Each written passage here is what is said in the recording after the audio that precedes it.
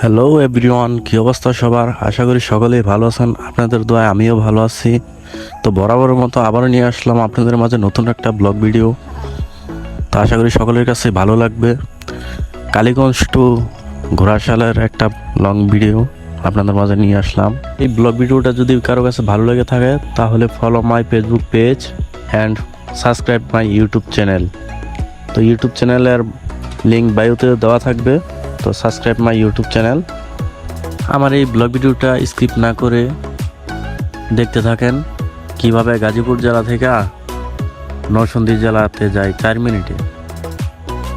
মিনিটের এই ভিডিও আপনারা দেখেন, উপভোগ করেন। কিছু কিছু ফুটেজ আছে চোখে পড়ার মতো। তো এখন আমরা আছি নরসিংদী ঘোড়াশালে। আর এই যে ঘোড়াশাল পৌরসভার সাথেই আছে সিনেমা হল। যারা যারা আসতে চান আইসা সিনেমা দেখা দেন। তা আমি কখনো আসি নাই, তো এইটার ব্যাপারে আমি বলতেও চাই না কোনো কিছু। সামনেই রেল সেতু, সাথে শীতলক্ষা নদী, আর পাশেই আছে ঘোড়াশাল রেল স্টেশন। তো রেল স্টেশনটা খুব ভালো, পরিবেশ ভালো।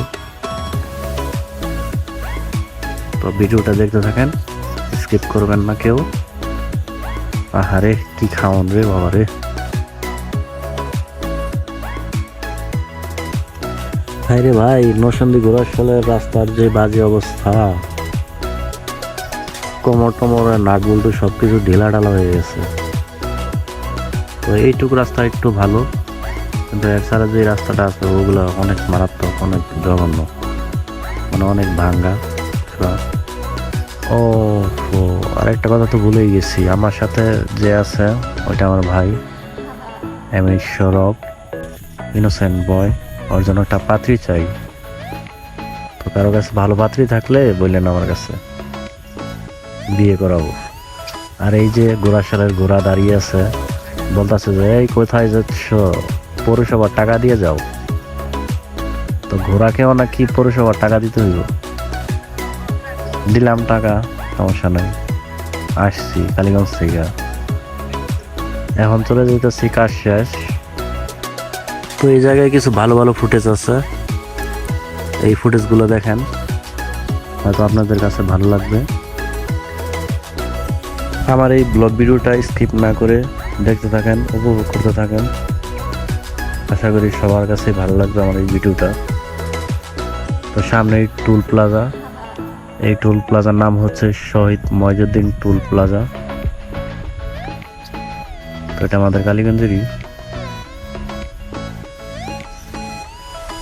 সামনে ঘোড়াশাল ব্রিজ। এখনই কিছু ভালো ভালো ফুটেজ আছে, তো ওই ফুটেজগুলো দেখেন, আশা করি সকলের কাছে ভালো লাগবে। সামনে হচ্ছে ঘোড়াশাল ব্রিজের নিচে হচ্ছে শীতলক্ষা নদী বয়ে চলছে। দেখতেই পাবেন সামনে, এই যে এইটাই সেই শান্তির জায়গা। আল্লাহ দেখলে প্রাণটা বোঝা যাবে। এই জিনিসটা কার কার কাছে ভালো লাগছে